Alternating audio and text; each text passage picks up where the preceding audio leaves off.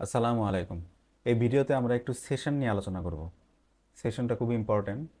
সেশনের সেটিং দেখব, আমরা কিভাবে সেশন দেখতে হয়, কিভাবে সেটিং করতে হয়, এই বিষয়গুলো নিয়ে কথা বলবো। তো আমার 2 নাম্বার ভিডিওতে সম্ভবত আপনাদেরকে দেখাইছিলাম যে সেশন ইন্ডিকেটর কিভাবে অ্যাড করে। তো আমি আবার একটু সংক্ষেপে দেখাই দিচ্ছি। এখানে যে ইন্ডিকেটর লেখা আছে, এখানে ক্লিক করার পর এই জায়গায় যে আমি ফেভারিট করে রাখছি দেখে আমাকে এখানে সেশন লাক্স অ্যালগো দেখাচ্ছে। যদি আপনাদের না দেখায় তাহলে সেক্ষেত্রে এখানে সার্চে যে সেশন লাক্স অ্যালগো যখন লিখবেন,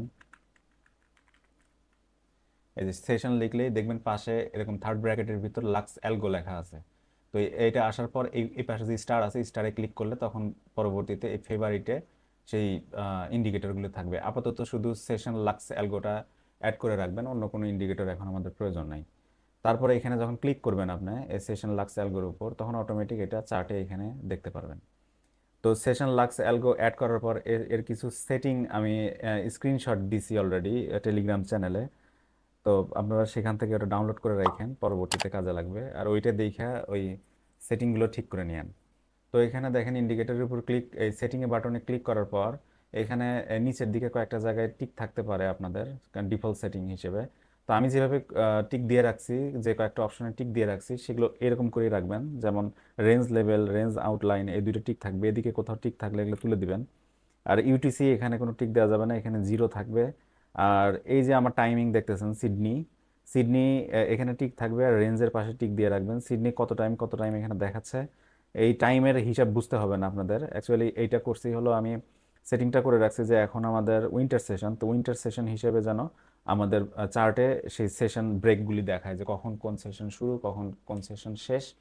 তো এইভাবে এই নিউ ইয়র্কও এরকম করবেন। আর একটা কাজ করতে হবে যে সিডনি থাকে অন্য একটা কালার থাকবে, এখান থেকে কালারগুলো চেঞ্জ করবেন। এগুলো যা আছে এই তিনটা ডিফল্টই রাখবেন, কিন্তু এখানে সিডনির ক্ষেত্রে যা একটু এটা ব্ল্যাক করে দিবেন। ব্ল্যাক করে দেওয়ার পর এখানে ওকে ক্লিক করার পর দেখবেন যে এই সেশনটা এইভাবে দেখাচ্ছে। এখন দেখেন আপনাদেরকে আমি সেশন ইন্ডিকেটর হিসেবে আমি এর আগে বলছিলাম যে বেবি পিপস ব্যবহার করবেন। আমি এটা ইউজ করি এই কারণে। তো এই যে বেবি পিপসের যে টাইমটা, যেমন সিডনি ওপেন হবে 2টা, তারপর আপনার টোকিও ওপেন হবে 6টা, তারপর লন্ডন ওপেন হবে দুপুর 2টায়, লন্ডন ক্লোজ হবে রাত 11টায়। এই টাইমটার সাথে দেখেন এখানকার এখন আমি যে সেটিংটা দেখাইছি সেই সেটিংটা এই টাইমের সাথে ম্যাচ করবে। এখন দেখেন এখানে যদি আমি দেখাই যে নিউ ইয়র্ক সেশন শেষ হবে হলো ভোর 4টা, তারপর ওপেন হবে Sydney session, Sydney session continue হবে, তারপরে ওপেন হবে টোকিও সেশন যেটা ভোর 6টায় ওপেন হবে, এবং সিডনি আর টোকিও ওভারল্যাপ করবে। টোকিও ক্লোজ হয়ে যাবে হলো দুপুর 1টার সময়, আর সরি, সিডনি ক্লোজ হবে দুপুর 1টার সময়, আর টোকিও ক্লোজ হবে দুপুর 3টার সময়। তারপর এখানে দেখেন দুপুর 2টার সময় আবার লন্ডন সেশন ওপেন হবে, আবার সন্ধ্যা 7টার সময় ওপেন হবে new York session, new York London overlap হবে, দুইটা সেশন একসাথে চলবে। এটা চলবে হলো রাত 11টা পর্যন্ত। তারপর শুধু নিউ ইয়র্ক সেশন থাকবে, নিউ ইয়র্ক সেশন কন্টিনিউ করবে ভোর 4টা পর্যন্ত। তো এই বেবি পিপসের সাথে এই সেশন ইন্ডিকেটরটা মিলানোর জন্য আমি এই সেটিংটা করে রাখছি। সেটিংটা ডাউনলোড করে রাখবেন আমার টেলিগ্রাম চ্যানেল থেকে। তো এখন আমরা সেশনটা কিভাবে দেখব? আচ্ছা, আমরা আমরা কিন্তু এ পর্যন্ত কি জানি, যে আমরা জানি যে একটা রেঞ্জ, সেই রেঞ্জের যে পাওয়ারফুল ব্রেক সেইখানে আমরা ইন্ডিকেট করা শিখছি এখন, যে এটা হলো একটা পাওয়ারফুল ব্রেক মানে ভ্যালিড ব্রেক। আর ব্রেক, এই ব্রেকটা শুরু হয়েছে এইখান থেকে। এই দুইটা লাস্ট আপনাদের যে হোমওয়ার্ক ছিল, বেশ কয়েকজন হোমওয়ার্ক সাবমিটও করছেন দেখলাম।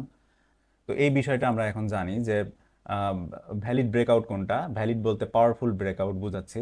ভ্যালিড ব্রেকআউট কোনটা, আর সেই ব্রেকআউটটা স্টার্ট হয়েছে কই কই থেকে। তো এখন আমরা দেখব যে আমরা শুধু এখন ভ্যালিড কিংবা পাওয়ারফুল ব্রেকআউট খুঁজবো না, আমরা খুঁজবো যে সেশন ব্রেকআউট।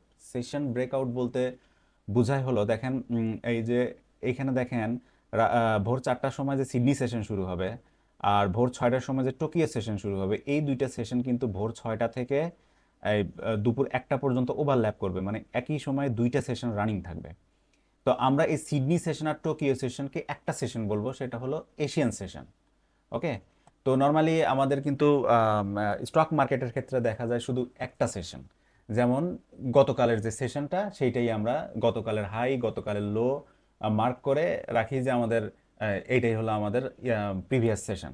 কিন্তু আমাদের ফরেক্স মার্কেটে নর্মালি থাকে হলো 4টা সেশন। এই 4টা সেশনকে আমরা এই সিডনি আর টোকিওকে বলবো এশিয়ান সেশন, আর লন্ডনই বলবো, নিউ ইয়র্কই বলবো। এখানে ইউরোপিয়ান সেশন বলার দরকার নাই, আপনাদের বোঝার সুবিধার্থে প্রথম অবস্থায় আমরা এত জটিলে যাব না।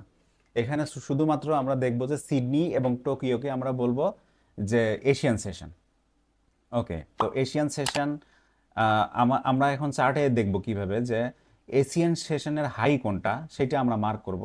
এখান থেকে আপনারা দেখবেন যে এই জায়গায় হরিজন্টাল রে আছে, এই হরিজন্টাল রে এর পাশে যে স্টার মার্ক আছে এখানে যদি ক্লিক করেন তাহলে এই ফেভারিটে এসে এরকম একটা আলাদা ট্যাব আসবে, যে ট্যাবটা আপনারা যে কোনো একটা ফাঁকা জায়গায় চার্টের ভিতরে রাখতে পারেন।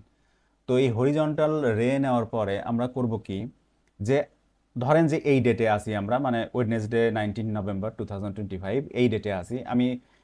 এইখানে খুব ভালো একটা এক্সাম্পল নাই, এই জন্য আমি প্রিভিয়াস মার্কেট দেখাচ্ছি।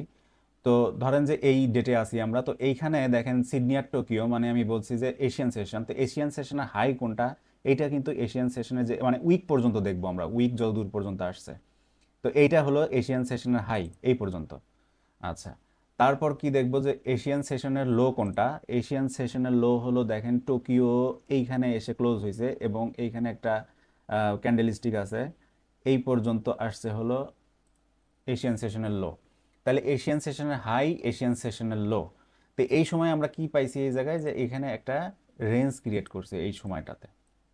আচ্ছা, তো আমরা এখন দেখব যে এই সেশনের হাই এবং এই সেশনের লো, এই আমি কিন্তু এখানে রেঞ্জটা দেখালাম শুধুমাত্র আপনাদের বোঝার জন্য।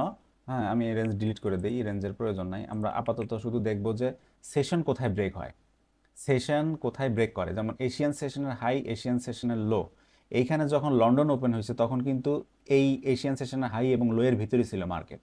কিন্তু যখন দেখেন যে সন্ধ্যা 7টার সময় নিউ ইয়র্ক ওপেন হয়েছে, নিউ ইয়র্ক ওপেন হওয়ার পর সেকেন্ড ক্যান্ডেলস্টিকে কিন্তু একটা ব্রেকআউট দিছে এখানে। তাহলে এই যে ব্রেকআউটটা, এই ব্রেকআউটটাকে আমরা এখন মার্ক করব যে সেশন ব্রেক। কোন session break? Asian session break.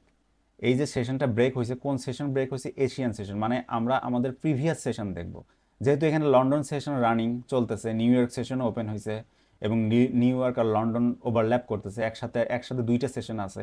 তাহলে এইটার প্রিভিয়াস সেশন কোনটা ছিল? আমাদের এশিয়ান সেশন। তাহলে এশিয়ান সেশনের হাই লো আমরা মার্ক করলাম, মার্ক করার পরে এশিয়ান সেশন যখন ব্রেক করলো তখন সেই জায়গাটা আমরা ইন্ডিকেট করলাম যে এটা হলো সেশন ব্রেক।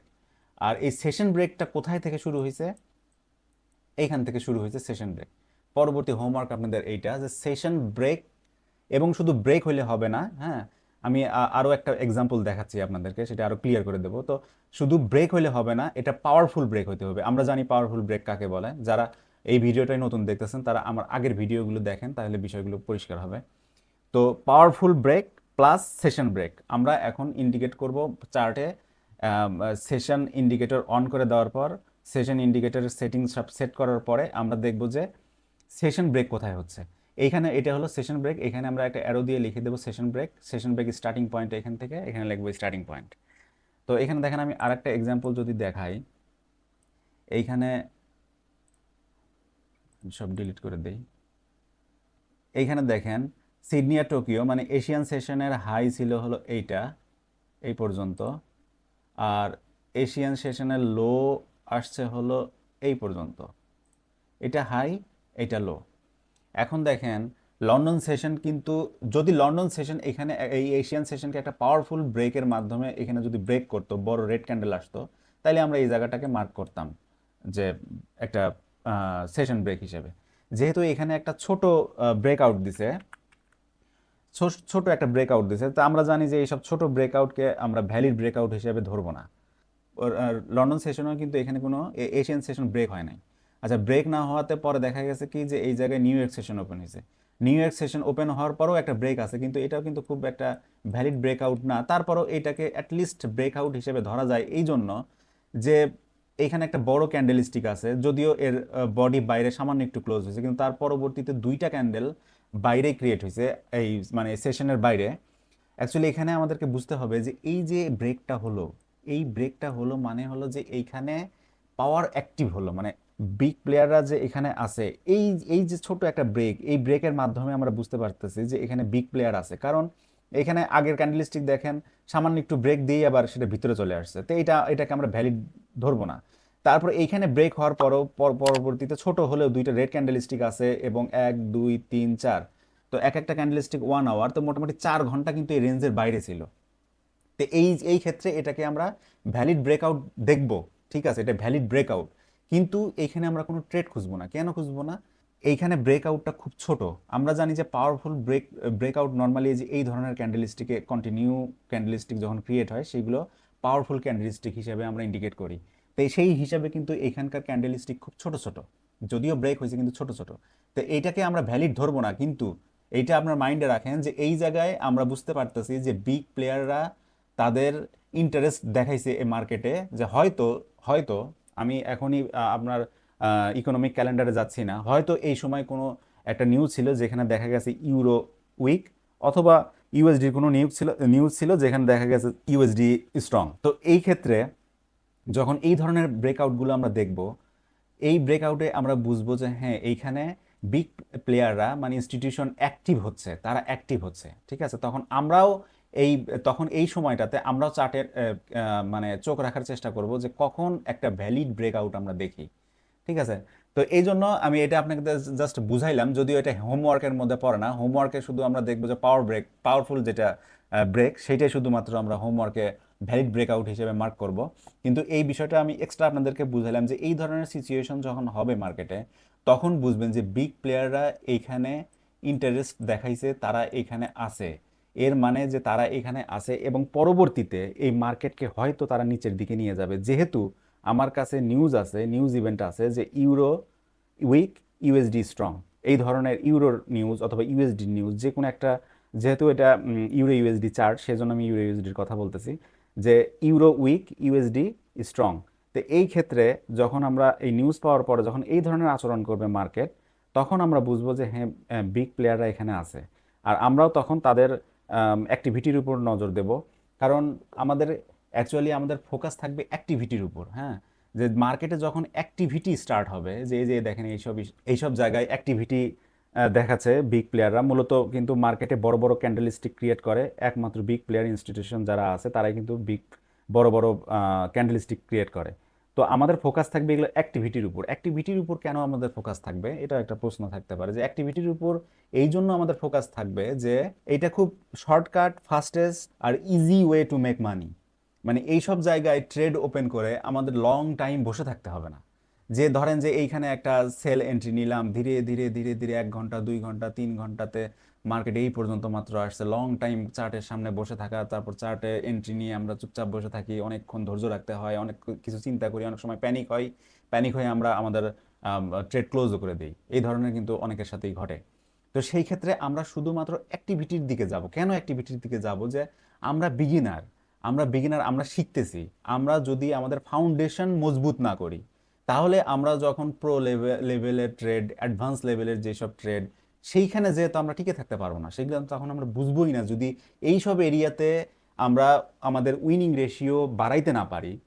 আমাদের উইনিং রেশিও যদি এইসব এরিয়াতে বেশি না হয়, এইসব এরিয়া হলো সবচেয়ে সহজ, ইজি আর শর্টকাট ওয়ে এইসব এরিয়াতে ট্রেড করা।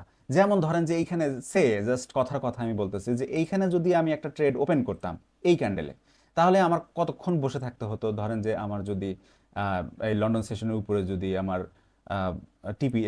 এসএল থাকতো, আর যদি আমার 1:2 থাকতো, এখানে 1:2 যদি থাকতো, তাহলে কতক্ষণ ওয়েট করতে হতো? 1 ঘন্টা, 2 ঘন্টা, 3 ঘন্টা, ম্যাক্সিমাম 3 ঘন্টা। কিন্তু এখানে কিন্তু 1 আওয়ার ক্যান্ডেলস্টিক, তো এখানে 3 ঘন্টা এই এতটুকু এরিয়া জুড়ে 1:2 মানে কিন্তু এখানে অনেক বিশাল ব্যাপার, ছোটোখাটো ট্রেড এটা না। এখানে আমাদের 3 ঘন্টা সর্বোচ্চ বসে থাকতে হইতো আমাদের টিপি হিট করা পর্যন্ত, এবং খুব দ্রুত দেখেন বড় বড় ক্যান্ডেলস্টিক ক্রিয়েট করে কিন্তু মার্কেট নিচের দিকে আসছে।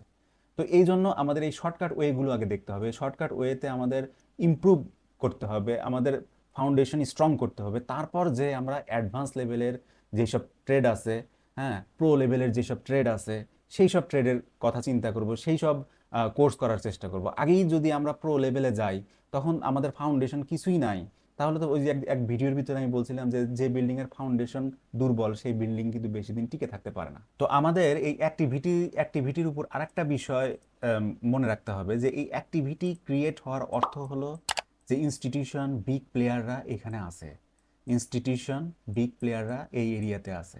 আমরা তাদের সাথে এন্ট্রি নেব, তাদের সাথে এক্সিট করব, বাস। তো আমাদের সবসময় আমাদের সেফটির দিকে খেয়াল রাখতে হবে, কারণ আমরা মাত্র শিখতেছি ট্রেড।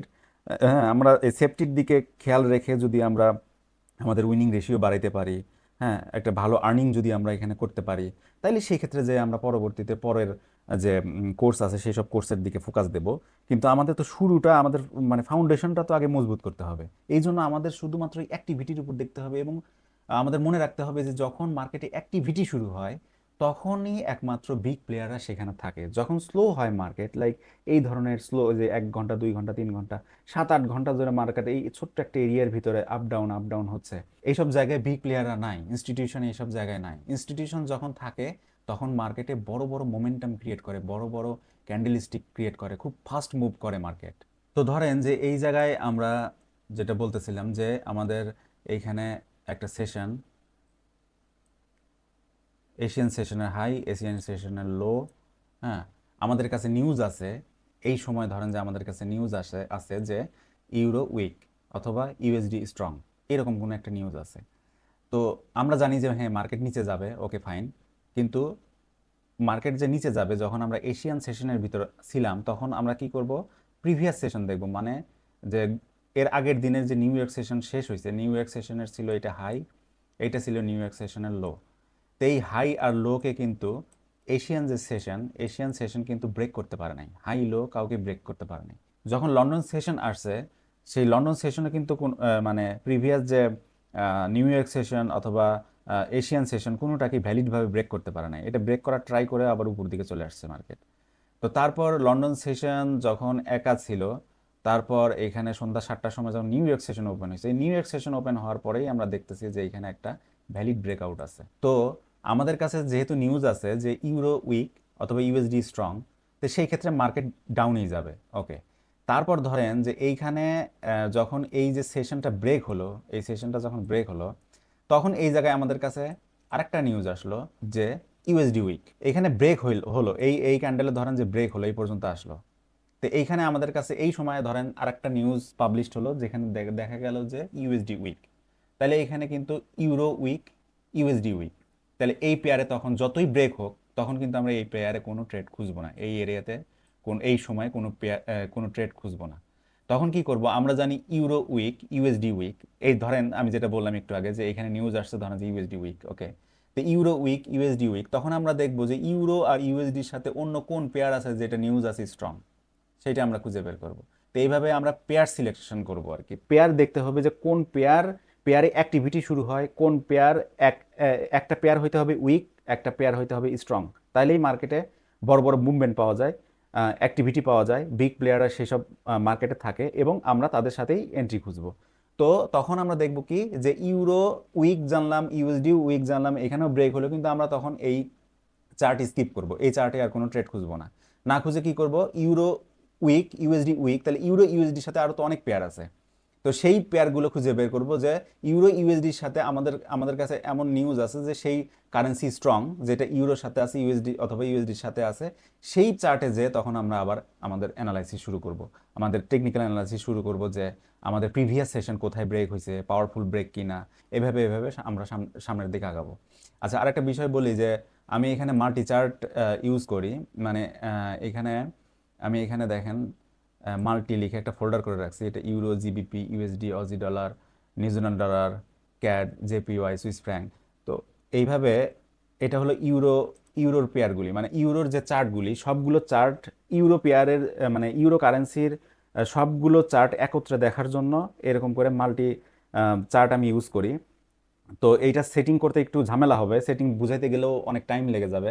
তো আমি কি করব, আমার টেলিগ্রাম চ্যানেলে ইউরো লিখবো, পাশে এই এই লিঙ্কটা আমি যে এখান থেকে এই লিঙ্কটা দিয়ে দেবো, এটা ইউরোর জন্য। তারপর ইউএসডির পাশে লিঙ্ক থাকবে, তো আপনারা লিঙ্কে ক্লিক করে করে যে এখানে যে যে বুকমার্কে ক্লিক করে এরকম একটা একটা ফোল্ডার বানাবেন, বানায় মাল্টি ফোল্ডারের মধ্যে সেভ করে রাখবেন এইভাবে ইউরো, জিবিপি, যেন আমরা একটা চার্টে ক্লিক করার সাথে সাথে, লাইক দেখেন এখানে যদি আমি জিবিপিতে ক্লিক করি, আমাকে এখানে জিবিপির যত পেয়ার আছে সবগুলো পেয়ার একটা চার্টের ভিতর আমি একসাথে দেখতে পারবো।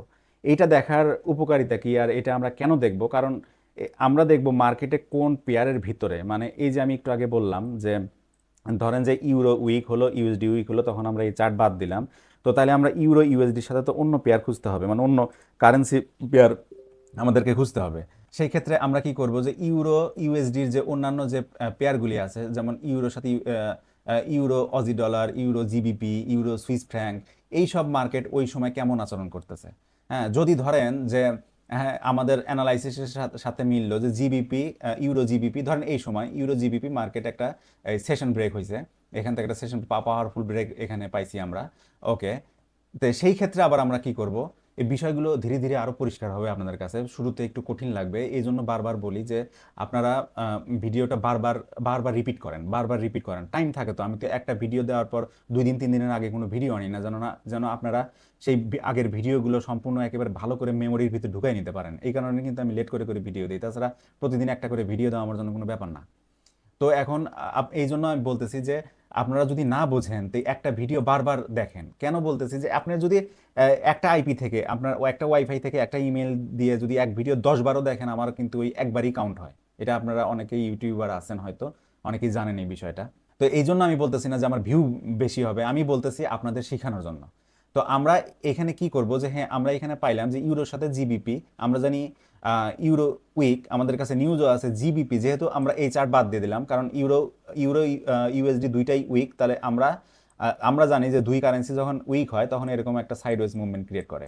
তো এইসব সাইডওয়েজ মুভমেন্টে আমরা আমাদের ট্রেড খুঁজবো না, কারণ একটা ট্রেড নিয়ে চুপ করে বসে থাকতে পারবো না। খুব আমরা ওই জন্য তো বললাম যে খুব শর্টকাট আর ইজি, খুব দ্রুত যেন আমাদের টিপি হিট করে, আমরা সেই সব জায়গায় প্রথম অবস্থায় প্রাইমারি লেভেলে সেই সব জায়গায় আমরা ট্রেড নেব, আমাদের উইনিং রেশিও বেশি করার চেষ্টা করবো প্রথমে। তারপরে যখন প্রো লেভেলে যাব তখন সেটা অন্য হিসাব, ওই কথা এখন বলে লাভ নাই। তো যখন আমরা দেখলাম এই চার্ট যখন বাদ দিলাম, তখন আমরা দেখলাম যে আমাদের কাছে নিউজ আছে যে ইউরো উইক জিবিপি স্ট্রং। ওকে, তাহলে ইউরো যদি উইক হয় তাহলে ইউরো জিবিপি কারেন্সি একটা বিয়ারিশ মুভমেন্ট আসবে। তো এখানে দেখলাম আমরা ওই সময় একটা বিয়ারিশ মুভমেন্ট আসছে, ঠিক সেই সময় আমি আপনাদেরকে কোরিলেশনের কথা বলছিলাম। এই চার্টটা মূলত আমি কোরিলেশন দেখার ক্ষেত্রেই ব্যবহার করি, যে ইউরো ইউএসডি যেদিকে যায়, হ্যাঁ ইউরো ইউএসডি যেদিকে যায় জিবিপি ইউএসডি ওই দিকে যায়। হ্যাঁ, এই কারণে আমি এই কোরিলেশনের জন্য এই চার্ট এইভাবে রেখে দিয়েছি যেন দেখতে আমার ইজি হয়। তো এই এই বিষয়গুলো যখন কোরিলেশনের যখন সাবজেক্ট আসবে আমাদের কোর্সের ভিতরে, তখন আমি এক্সপ্লেইন করব কিভাবে চার্টে দেখে আমরা কোরিলেশন বের করি। এখন ছোট ছোট একটা একটা করে শিখতেছি, পরে যে সবগুলো একত্রিত করে আমরা চার্টে এন্ট্রি কিভাবে নেব, এক্সিট কিভাবে নেব, সেই পর্যন্ত কিন্তু আমার ভিডিও আসতে থাকবে। তো আপনারা ধৈর্য ধরেন আর ভিডিও বারবার দেখেন। আজকের যে হোমওয়ার্ক দিলাম এই হোমওয়ার্কটা আপনারা সাবমিট করেন, আর এর আগে ভিডিওগুলোতে যেগুলোতে আমি হোমওয়ার্ক আপনাদেরকে দিছি সেই হোমওয়ার্কগুলো দেখেন, সেই হোমওয়ার্কগুলোও দেন। শুধু একটা ভিডিও দেখে একবার হোমওয়ার্ক দিয়ে আপনারা চুপ করে বসে থাকেন না, কারণ এখন যদি আপনি প্র্যাকটিস না করেন, এখন যদি আপনি সঠিকভাবে প্র্যাকটিস না করেন, হোমওয়ার্ক যদি না দেন, হ্যাঁ সেই ক্ষেত্রে যায় পরবর্তীতে যখন আমি এন্ট্রি এক্সিট দেখাবো ওই সময় আপনি বারবার ভুল করবেন। যখন লস করবেন ভাই, তখন আমার কথা মনে হবে যে না, আমাকে বলছিল প্র্যাকটিস করার কথা, আমাকে বলছিল হোমওয়ার্ক দেওয়ার কথা। হয়তো আমার কথা মনে করবেন, অথবা আমাকে মনে মনে গালি দিবেন যে কি শিখেছে না শিখেছে এরকম ঠিক নাই, আন্দাজে একটা। ভাই, আমি যে কোর্সের ভিতর যে বিষয়গুলো আমি আপনাকে বোঝাচ্ছি, এই কোর্স থেকেও যদি আপনি আপনার উইনিং রেশিও বেশি না করতে পারেন, মানে যদি আপনার ট্রেডার যদি হতে চান, এই কোর্সের পরেও যদি আপনি ট্রেডার হতে না পারেন, প্র্যাকটিস করার পরেও যদি ট্রেডার হতে না পারেন, আপনার উইনিং রেশিও যদি বেশি না হয়, আপনি যদি খালি লসই করেন, তাহলে ভাই পৃথিবীর এমন কোনো কোর্সই নাই যেই কোর্স, যেই স্ট্র্যাটেজি, যে কনসেপ্ট আপনাকে ট্রেডার বানাবে। ঠিক আছে, মার্কেট কেন মুভ করে, কিভাবে মুভ করে, বিগ প্লেয়াররা কখন কোন দিকে মার্কেট নিয়ে যায়, তাদের ফুটপ্রিন্ট বের করা, তাদের সাথে পার্টিসিপেট করা এবং তাদের সাথে এক্সিট করা, এই বিষয়টা কোনো কনসেপ্টের উপর ডিপেন্ড করে না, কোনো স্ট্র্যাটেজির উপর ডিপেন্ড করে না। আপনারা যে বিষয়গুলো একটু মানে ঘোলা করে ফেলেন, বুঝতে পারেন না। তা আমি একটা ছোটোখাটো একটা বিষয় বোঝাই, যেমন আপনাদেরকে আমি অ্যাকচুয়ালি বোঝানোর চেষ্টা করতেছি কি, ধরেন মানে এই কোর্সের ভিতর যেটা বোঝানোর চেষ্টা করতেছি, যে এই যে দাম বাড়ে কমে, এইটা তো ভাই অ্যাকচুয়ালি যে আমরা এখানে আহ, এরকম একটা আপ ট্রেন্ড দেখি, আপ ট্রেন্ডে আমরা আপ ট্রেন্ড ড্র করি, তারপরে এখানে ফেয়ার ভ্যালু গ্যাপ দেখি, অথবা এখানে ওয়াটার ব্লক দেখি, অথবা এখানে আমরা কি করি যে ফিবোনাচি রিট্রেসমেন্ট আছে, এইটা দেখে এর 50% লেভেল থেকে আমরা ট্রেড নেওয়ার চেষ্টা করি। হ্যাঁ, মূলত এই সবের উপর তো আর কি মার্কেট কিন্তু উপরে যায় না নিচেও যায় না, এইসব দেখে আসলে কোনো লাভ নাই। এটাই আমি আপনাদেরকে বোঝাতে চাচ্ছি। কেন, যে দেখেন, মনে করেন যে বাংলাদেশের কথা বলি, ধরেন যে বাংলাদেশ কোনো দেশের কাছ থেকে কোনো জিনিস ইম্পোর্ট করবে, কোনো একটা পণ্য ইম্পোর্ট করবে, তেল করুক, যেটাই করুক, যেসব বাংলাদেশের ইম্পোর্ট করতে হয় প্রতি মাসে প্রতি বছরে ইম্পোর্ট করতে হয়, তার কোনো একটা পণ্য হয়তো বাংলাদেশে তারা ইম্পোর্ট করবে। তো বাংলাদেশের স্টকে ইউএসডি নাই, বাংলাদেশের স্টকে ইউএসডি নাই। তখন বাংলাদেশ কি করবে? তখন বাংলাদেশ যেহেতু অন্য কান্ট্রি থেকে পণ্য আমদানি করবে, সেই ক্ষেত্রে কিন্তু বাংলাদেশকে অন্য কান্ট্রিকে, যে কোনো কান্ট্রি হোক, অন্য কান্ট্রিকে কিন্তু ইউএসডিতেই পেমেন্ট করতে হবে, কারণ আমরা জানি ইন্টারন্যাশনাল কারেন্সি হলো ইউএসডি। তো বাংলাদেশের কাছে যখন ইউএসডি নাই, ইউএসডি স্টক সে মানে যতটুকু প্রয়োজন ততটুকু নাই, সেক্ষেত্রে বাংলাদেশ কি করবে? বাংলাদেশ যে ইউএসডি কিনবে, আমরা জানি কি যে যখন বাই হয় তখন মার্কেটে গ্রিন ক্যান্ডেল ক্রিয়েট হয়। গ্রিন ক্যান্ডেল ক্রিয়েট হয় কখন? যখন একটা প্রোডাক্টের প্রাইস ইনক্রিজ হয়, বাড়ে, এই লেভেল থেকে এই লেভেল পর্যন্ত উঠে আসে একটা গ্রিন ক্যান্ডেলের মাধ্যমে। তো যখন বাংলাদেশ ইউএসডি কিনতে যাবে, সেই ক্ষেত্রে কিন্তু ইউএসডির দাম বাড়বে। আমরা তখন চার্টে একটা গ্রিন ক্যান্ডেল স্টিক দেখব। আচ্ছা, আবার ধরেন বাংলাদেশের জিডিপি বেশি। জিডিপি মানে কি? Gross domestic product. তো এই যে আমরা মাঝে মাঝে ইকোনমিক ক্যালেন্ডারে দেখি না, জিডিপি, ইউএসডি, জিবিপির যে জিডিপি নিউজগুলি দেখি, গ্রোস ডোমেস্টিক প্রোডাক্ট।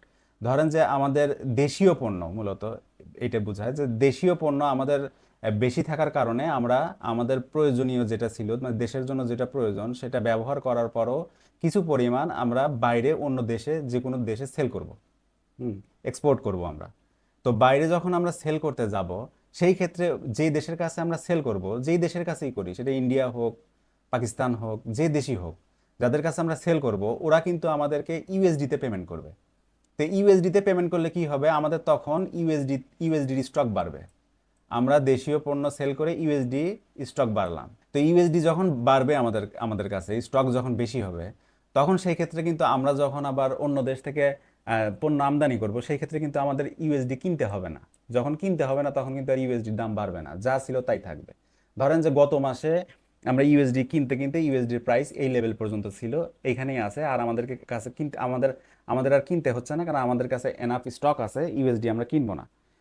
তো আমরা যখন অন্য দেশ থেকে পণ্য আমদানি করব, সেই ক্ষেত্রে এই স্টক থেকে আমরা ইউএসডি ব্যবহার করব, অথবা আমাদের দেশীয় কোনো কাজে যদি আমাদের টাকার প্রয়োজন হয়, সেই ক্ষেত্রে আমরা সেই ইউএসডিকে সেল করব। ইউএসডি সেল করে বাংলাদেশ টাকায় রূপান্তর করে সেই বাংলাদেশি টাকা আমরা আমাদের দেশে ব্যবহার করব। সেই ক্ষেত্রে আমরা কি করব? আমাদের কাছে ইউএসডি স্টক বেশি থাকায় আমরা কিন্তু ইউএসডি সেল করব। যখন আমরা ইউএসডি সেল করব, নর্মালি আমরা চার্টে কি দেখি? ইউএসডি সেল করলে আমরা দেখি যে রেড ক্যান্ডেল স্টিক। তো যখন আমরা ইউএসডি সেল করব, তখন কিন্তু বাংলাদেশের টাকার সাথে ইউএসডির দাম কমবে। আবার যখন আমরা ইউএসডি কিনবো, তখন বাংলাদেশি টাকার সাথে কিন্তু, বাংলাদেশি টাকার মানের কথা কিন্তু আমি বলতেছি, অন্যান্য দেশের অন্য কারেন্সির কথা বলতেছি না। তো বাংলাদেশি টাকার মানের সাথে তখন ইউএসডির দাম বাড়বে যখন আমরা ইউএসডি কিনবো। আবার যখন আমরা ইউএসডি সেল করব, বাংলাদেশের টাকার মানের সাথে ইউএসডির দাম কমতে থাকবে। তো এই জন্য কিন্তু এই আমাদের ইউএসডি স্টক যত বেশি হয়, আমাদের দেশে যত বেশি হবে, তত আমাদের অর্থনীতি স্ট্রং হবে। তো এখন একটা বিষয় চিন্তা করেন যে গত মাসে ধরেন যে বাংলাদেশ প্রচুর পরিমাণ ইউএসডি বাই করছে। বাই করার কারণে ইউএসডি প্রাইস এই লেভেল থেকে এই লেভেল পর্যন্ত আসছে। আর এই সময়ে আমি খুব সাধারণভাবে বোঝানোর চেষ্টা করতেছি, শুধু জিডিপি দিয়ে। এখানে যদিও আরো অনেক বিষয় আছে, যেমন ব্যাংকিং এর একটা বিষয় আছে, সুদের হারের একটা বিষয় আছে, তারপর যে রেমিটেন্সের একটা বিষয় আছে। যেমন রেমিটেন্স যত বেশি হয়, তত আমাদের ইউএসডি স্টক বাড়ে।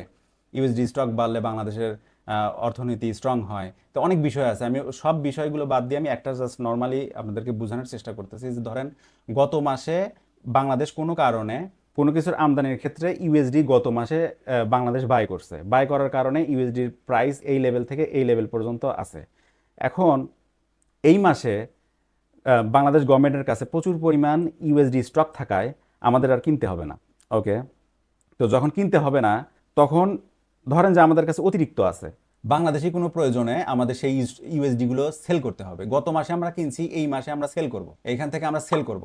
তো সেল করব কেন? আমাদের কাছে ইউএসডি স্টক বেশি আছে, আমরা ইউএসডি সেল করব এবং বাংলাদেশের টাকায় কনভার্ট করে সেই টাকা আমরা বাংলাদেশের কোনো কাজে লাগাবো। তো বাংলাদেশের গভর্নমেন্টের টার্গেট যে আমরা এই মাসে এই এই প্রাইসের লেভেল থেকে আমরা সেল করব। আর আমরা রিটেল ট্রেডার, আমাদের কোনো নলেজ নাই, আমাদের কোনো এডুকেশন নাই, আমরা প্যাটার্ন ট্রেডার, আমাদের ফান্ডামেন্টাল নাই। ফান্ডামেন্টাল কিভাবে চলে, একটা দেশের অর্থনীতি কিভাবে চলে, এটা মানে আমি তো মানে সাধারণভাবে আপনাদেরকে বোঝাচ্ছি, এইখানে কিন্তু ইকোনমিস্ট হওয়ার প্রয়োজন নাই, খুব সিম্পল বিষয়। তো এই সিম্পল ধারণাই যখন আমাদের ভিতরে নাই, তখন আমরা এখানে এসে কি করি, ফিবোনাচি রিট্রেসমেন্ট ড্র করি। এখানে আমরা ফিবোনাচি রিট্রেসমেন্ট ড্র করি 50% লেভেল থেকে, যেহেতু এখানে একটা আপ ট্রেন্ড, ওকে আপ ট্রেন্ড, এখানে 50% লেভেল থেকে আমরা বাই করব। অথবা এখানে একটা ফেয়ার ভ্যালু গ্যাপ আছে, এই ফেয়ার ভ্যালু গ্যাপ থেকে আমরা বাই করব। অথবা এইখানে একটা ওয়াটার ব্লক আছে, অনেকে বলে যে 1 আওয়ার টাইম ফ্রেমের fair value gap water block খুব ভালো কাজ করে। তো সেই ক্ষেত্রে আমরা 1 আওয়ারে গেলাম, টাইম ফ্রেমে গেলাম, যে আমরা fair value gap water block mark করলাম। এখানে দেখলাম আমাদের ফেয়ার ভ্যালু গ্যাপ কাজ করলো না, একটু উপরে যায় আবার নিচের দিকে আসলো। তো আমরা এখানে তো শিওর আছে যে এই জায়গায় আমাদের ওয়াটার ব্লক কাজ করবে, কারণ এটা 1 আওয়ার টাইম ফ্রেমের ওয়াটার ব্লক। তো এইখানে আমরা একটা বাই এন্ট্রি নেই। এখানে যখন আমাদের স্টপ লস হিট হয়, তখন আমরা আবার এই জায়গায় একটা বাই এন্ট্রি নেওয়ার চেষ্টা করি ওয়াটার ব্লক দেখে। কিন্তু একটা বিষয় চিন্তা করেন যে এই বিহাইন্ড দিস চার্ট, মানে এই চার্টের আড়ালে, চার্টের পেছনে কি হচ্ছে, এই নিউজ আমাদের কাছে নাই। আমরা জানি না যে বাংলাদেশ গভর্নমেন্ট এই এরিয়া থেকে তাদের মানে যে স্টক আছে ইউএসডি, সেই স্টক তারা সেল করবে। আমাদের কাছে নিউজই নাই যে এইখান থেকে মার্কেট নিচের দিকে যাবে, অথচ আমরা এখান থেকে বাই এন্ট্রি নেওয়ার চেষ্টা করি। হ্যাঁ, এটাই হলো প্যাটার্ন ট্রেডারদের সাথে ফান্ডামেন্টাল আর টেকনিক্যাল অ্যানালাইসিস করে যেসব যারা ট্রেড করে তাদের ডিফারেন্ট। এই প্যাটার্ন ট্রেডাররা জানে না চার্টের পিছনে কি হচ্ছে, চার্টের পেছনের খবর জানে না, কিন্তু আমাদের কাছে কিন্তু চার্টের পেছনের খবর আছে। আশা করি বুঝতে পারছেন এই বিষয়টা। আমি খুব সংক্ষেপে, খুব সাধারণভাবে বোঝানোর চেষ্টা করছি। আরও অনেক কিছু দিয়ে বোঝানো যাইতো, কিন্তু আমি খুব সিম্পলভাবে আপনাদের বোঝানোর চেষ্টা করছি। তো যাই হোক, আমরা স্মার্ট, আমরা এই ধরনের কাজ করব না। আমাদের কাছে চার্টের পেছনে কি হচ্ছে সেই নিউজ থাকবে। হ্যাঁ, তারপর তারপর থাকবে কি আমাদের কাছে চার্টের ভেতরে কি হচ্ছে সেই অ্যানালাইসিস আমরা করব, তারপরে আমরা এন্ট্রি নেব। আর আরেকটা বিষয় মনে রাখবেন যে রিয়েল ট্রেডাররা কিন্তু কোনো সময় একটা এন্ট্রি নিয়ে সেই এন্ট্রির মানে এই যে টিপি যে আছে, টিপিটা কিন্তু এই এত বড় এরিয়া জুড়ে দিয়ে বসে থাকে না। হুম, তারা খুব মানে অ্যাক্টিভিটির সাথে, মার্কেটে যখন অ্যাক্টিভিটি শুরু হয়, বিগ প্লেয়াররা যখন বোঝা যায় যে বিগ প্লেয়াররা মার্কেটে এখন আছে, তাদের সাথে যত তাড়াতাড়ি সম্ভব এন্ট্রি নেয় এবং তাদের মুভমেন্টের সাথে তারা বের হয়ে যায়। হ্যাঁ, সেই ক্ষেত্রে অনেক সময় দেখা যায় যে কিছু কিছু ট্রেডার 1:2 নেয়। 1:2 এনাফ অনেকে মনে করে। আর আর আবার যখন দেখে যে মার্কেট স্লো ডাউন হচ্ছে, এইখানে রিস্ক, তো সেই ক্ষেত্রে 50% ক্যাশ আউট করে ফেলে, 50% রাখে। যদি আবার একটা মুভমেন্ট পায় সেই ক্ষেত্রে আবার এন্ট্রি নেয়। হ্যাঁ, তো এইভাবে কিন্তু মূলত ট্রেড করে। তো এই এত বড় এরিয়ার চেয়ে, এত বড় এরিয়া জুড়ে একটা ট্রেড করার চেয়ে কি এটা বেটার না আমাদের, যে এইখানে যদি আমরা একটা ট্রেড ওপেন করি, সেই ক্ষেত্রে আমরা এইটুকু এরিয়া পর্যন্ত রাখলাম। আর এইখানে যদি আমরা 0.5 লটের ট্রেড নিয়ে এত বড় এরিয়া জুড়ে বসে থাকি, আর এখানে যদি 1 লটের ট্রেড নিয়ে এতটুকু এরিয়ার ভিতরে সেফলি যদি আমরা আমাদের ট্রেড থেকে বের হয়ে আসতে পারি, তাহলে এইটাই সেফটি না আমাদের জন্য? আর একটা বিষয়, আপনারা যে যে কারেন্সি স্ট্রেংথ যে চার্টটা বানান প্রতিদিন, কোন কারেন্সি কোন সময় স্ট্রং, এটা বেটার হয় কি যে আপনারা একটা খাতার ভিতর লিখে রাখেন, একটা নোটপ্যাডে লিখে রাখেন, প্রতিদিন একটা ডেট ওয়াইজ লিখে লিখে রাখবেন, আর এগুলো ফেলে দিবেন না। হ্যাঁ, পিসিতে রাখলে হয় অনেক সময় ডকুমেন্টস ডিলিট হয়ে যায়, হ্যান ত্যান এরকম সমস্যা হয়। তো এই জন্য আপনারা খাতার ভিতরে অথবা একটা নোটপ্যাডে লিখে রাখবেন, প্রতিদিনের ডেট দিয়ে দিয়ে লিখে রাখবেন, যেন ওইটা আপনাদের কাছে থাকে। ওই নোটপ্যাডগুলি আমাদের পরবর্তীতে কাজে লাগবে। যখন কখন কাজে লাগবে ওইটা আমি ধীরে ধীরে, যখন আমরা আরও সামনের দিকে আগাবো, তখন আমি সবগুলো বিষয় ধীরে ধীরে ক্লিয়ার হয়ে যাবে আপনাদের সামনে। তো আমি যেভাবে বলতেছি আপনাদেরকে ভিডিওর ভিতরে, আপনারা সেভাবেই সামনের দিকে আগান। হ্যাঁ, মানে বেশি, এর চেয়ে বেশি কিছু করতে যায় না, এর চেয়ে বেশি কিছু বুঝতে যায় না। আমি যতটুকু বুঝাচ্ছি ততটুকুর ভিতরেই থাকেন। আর হলো আপনারা এখানে মানে রিস্ক নেবেন না কোনো সময়। হ্যাঁ, রিস্ক নিয়ে কোনো কিছু করা যাবে না। আমরা কনফার্ম হব, আমাদের ইজি ওয়ে, শর্টকাট ওয়ে যেগুলো, সেইগুলো দেখার চেষ্টা করব, কনফার্ম হব, মার্কেটে অ্যাক্টিভিটি দেখব। হ্যাঁ, অ্যাক্টিভিটি ছাড়া আমরা কোনো ট্রেড নেওয়ার চিন্তা ভাবনাই করব না সেখানে।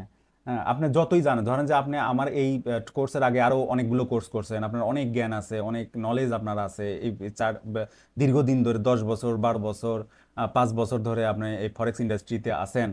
হুম, অনেক নলেজ গেদার করছেন। কিন্তু একটা কথা মনে রাখেন, আপনার যত নলেজই থাকুক, আপনি কি মানে এই যে নলেজ যে আপনি গেদার করছেন, এই নলেজ কি আপনি সঠিক জায়গায় কাজে লাগাইতে পারতেছেন? তা আপনি যদি এই নলেজ সঠিক জায়গায় কাজে না লাগাইতে পারেন, তা আপনার যত বড় নলেজই থাকুক না কেন, সেই নলেজের কিন্তু 1 পয়সাও দাম নাই। তো এই জন্য আমি বলতেছি যে আমি যতটুকু দেখাই, অ্যাটলিস্ট আমার কোর্স কন্টিনিউ করার সময় আমি যতটুকু দেখাই ততটুকুর ভিতরেই থাকেন। এর চেয়ে বেশি চিন্তা ভাবনা করেন না। এই যে অনেকে অনেক সময় টেলিগ্রাম চ্যানেলে আমাকে প্রশ্ন করে যে এখানে সেদিন একজন প্রশ্ন করছিল যে ফেয়ার ভ্যালু গ্যাপ, এটা কি ফেয়ার ভ্যালু গ্যাপ কিনা। তারপর একজন এর আগে একদিন প্রশ্ন করছিল যে আমি এখানে বাই এন্ট্রি নিছি গোল্ডে সম্ভবত, হ্যাঁ বাই এন্ট্রি নিছি, এই এন্ট্রি কি আমার ঠিক আছে কি না। তো আমার কোর্সের তো অ্যাকচুয়ালি টপিক তো এইটা না।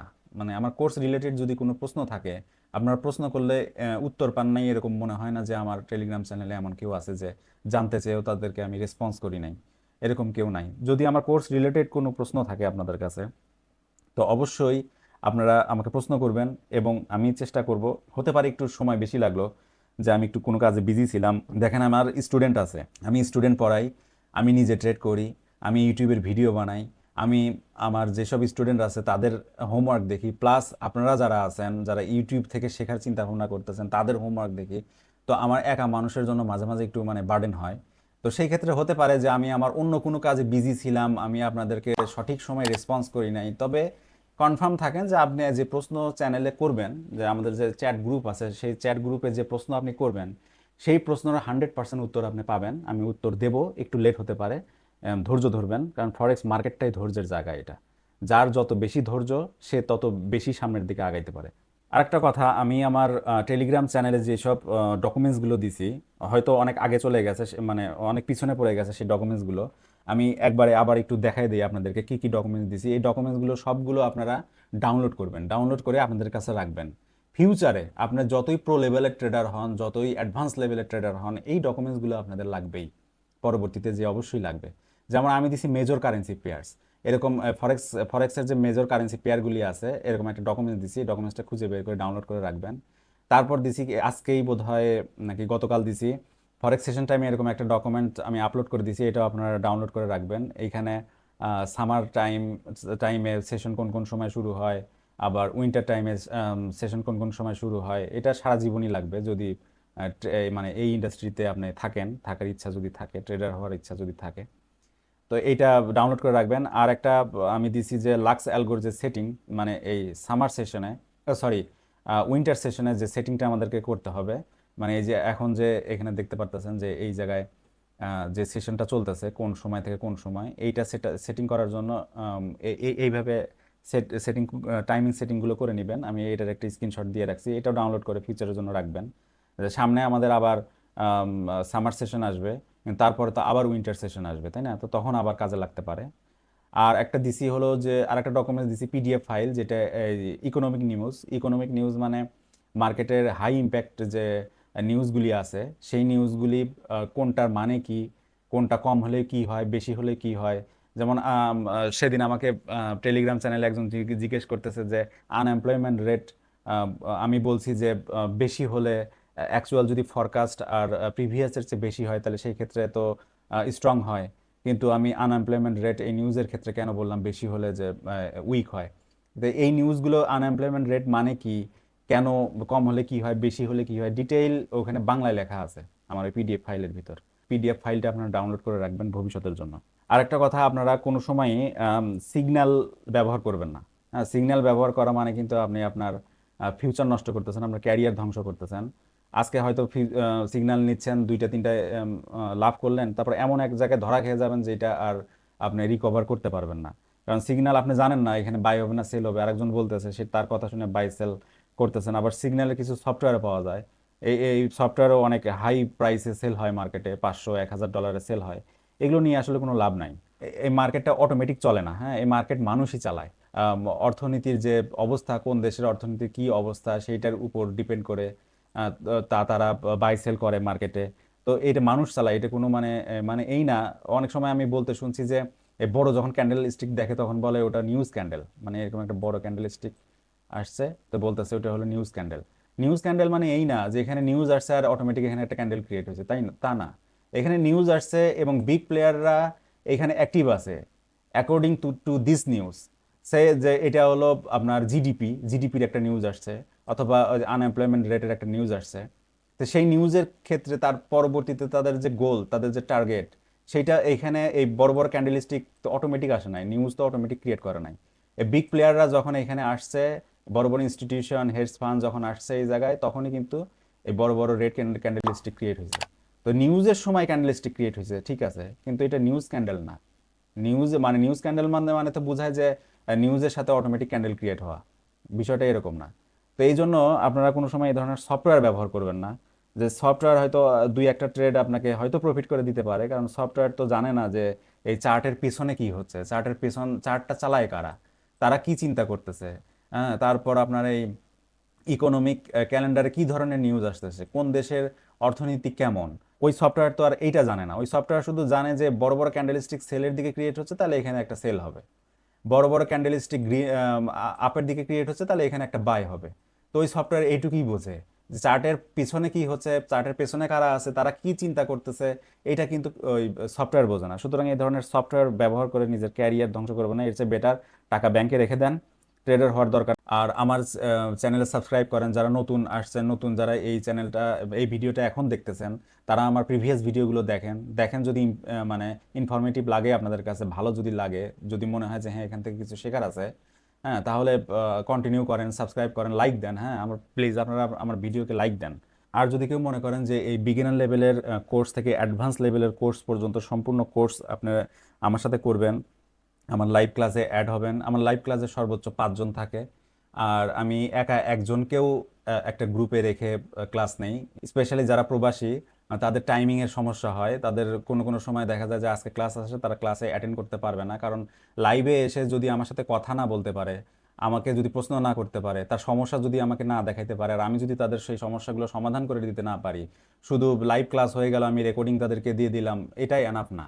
হ্যাঁ, কারণ আমি যদি দায়িত্ব নেই, তাহলে একটা স্টুডেন্টকে ট্রেডার হিসেবে গড়ে তোলার জন্য যতটুকু সময় দেওয়ার প্রয়োজন, যতগুলো ক্লাস নেওয়ার প্রয়োজন, যতক্ষণ পর্যন্ত সে না বুঝবে একটা বিষয়, সেই বিষয়ের উপর বারবার ক্লাস নেই, বারবার তাকে বোঝানোর চেষ্টা করি, বারবার তার হোমওয়ার্ক নেই। তো যতক্ষণ পর্যন্ত সে ট্রেডার হিসেবে মানে নিজে একা একা যখন নিজে নিজে যখন মনে করবে যে হ্যাঁ আমি এখন একা একা ট্রেড নিতে পারবো, এন্ট্রি এক্সিট আমি করতে পারবো, সেই পর্যন্ত আমি সেই ছাত্রের সাথে থাকি।